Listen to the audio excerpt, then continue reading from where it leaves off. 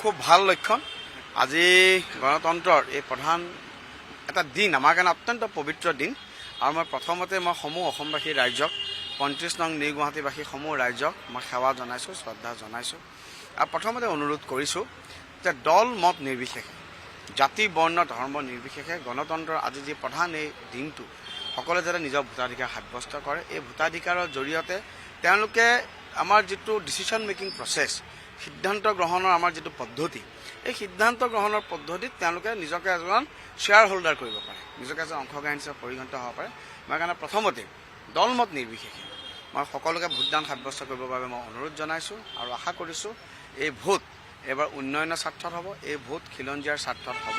মই পুনৰাই নিউ গুৱাহাটীবাসী সমূহ ৰাইজক আৰু সমগ্ৰ অসমবাসীৰ ৰাইজক মই আন্তৰিক শ্ৰদ্ধা ধন্যবাদ কৃতজ্ঞতা জ্ঞাপন কৰিছোঁ। দেখিছোঁ যে হুইল চেয়াৰটো আহিছে, হুইল চেয়াৰটো বয়সস্থ ব্যক্তিসকল আহিছে, আমাৰ নতুন জেনেৰেশ্যন মই কেইবাজন দেখিছোঁ যে একদম ফাৰ্ষ্ট টাইম ভোটাৰ্ছ বহুত আহিছে। মই ভাবোঁ যে গণতন্ত্ৰৰ কাৰণে এইটো এটা খুব শুভ লক্ষণ। তাৰমানে গুৱাহাটীবাসীৰ এটা বদনাম আছিলে যে সাধাৰণতে ভোট দিবলৈ নাহে, কিন্তু আজি ডাৱৰীয়া বতৰ, সকলোৱে কৈছে যে বিকাশৰ স্বাৰ্থত, সুৰক্ষিত ভৱিষ্যতৰ স্বাৰ্থত ওলাই আহিছে নে অন্য কিবা? নাই, নিশ্চিতভাৱে এয়া আচলতে যিটো চেন্স অফ ছিকিউৰিটি, যিটো আপুনি কথা ক'লে যে সুৰক্ষিত এক ভৱিষ্যতৰ স্বাৰ্থত এক সুৰক্ষাৰ অনুভৱ সকলো দিশৰ পায় অসমৰ ৰাইজে অনুভৱ কৰিছে আমাৰ চৰকাৰৰ দিনত। আৰু এই সুৰক্ষাৰ মনোভাৱ অভাৰঅল ডেভেলপমেণ্ট, আমি যিটো কথা কওঁ বিকাশ আৰু চাৰুতাৰ বিকাশ সৰ্বদেশতে বিকাশ ডেভেলপমেণ্ট, তাৰ কাৰণে ৰাইজ ওলাই আহিছে। আমি যি জাতি মাটিৰ ভেটিৰ কথা কৈছোঁ, খিলঞ্জীয়াৰ ছাত্ৰ সুৰক্ষাৰ কথা কৈছোঁ, সকলোখিনি লগত লৈ পেলাই ৰাইজে এইবাৰ নিশ্চিতভাৱে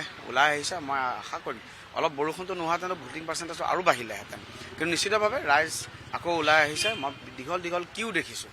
মই সকলো ৰাইজক পুনৰাই মই ভোটদান কৰিবৰ বাবে মই অনুৰোধ জনাম। মানে যিসকল এতিয়াও অহা নাই সেই নিউ গুৱাহাটীবাসী ৰাইজক কি আহ্বান জনাব লাগে? সকলো সোনকালে ভোট দিবলৈ আহিব লাগে। সকলো মই এটাই কৈছোঁ যে মই আজিৰ দিনটোত মই কোনো ৰাজনৈতিক কথা নকওঁ, কিন্তু প্ৰথম সকলোৱে ভোট দিবলৈ আহক। আৰু ভোটৰ পাৰ্চেণ্টেজ যিমানে বৃদ্ধি হ'ব, আমাৰ ৰাইজ যিমানে ভোট দিবলৈ আহিব, আমি সিমানে অধিকাৰ আত্মবিশ্বাসী হৈ থাকিম।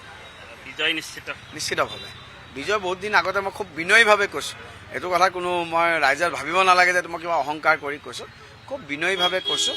ৰাইজে ইতিমধ্যে নিউ গুৱাহাটীৰ সিদ্ধান্ত দিছে, অসমবাসী ৰাইজক ইতিমধ্যে নিজৰ সিদ্ধান্ত প্ৰদান কৰিছে। 4 তাৰিখৰ আনুষ্ঠানিকতাহে বাকী।